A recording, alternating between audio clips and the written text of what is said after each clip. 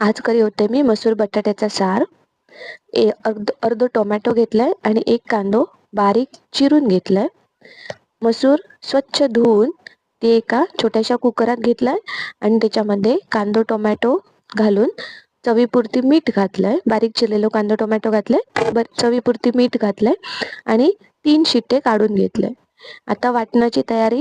वाटण्यासाठी हिरवी मिरची, आला, लसूण, कांदो टोमॅटो आणि थोडासा खोबरा. आता कोकणी माणूस म्हटल्यानंतर खोबऱ्याचं काय, खोबऱ्याशिवाय काय चालायचं नाही.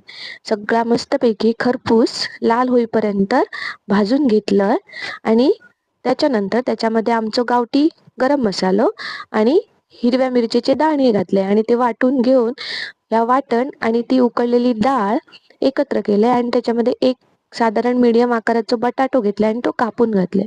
आता उकळी इल्यानंतर त्याच्यामध्ये कोथिंबीर घातले. तर असा रेडी असा आपला मसूर बटाट्याचा सार.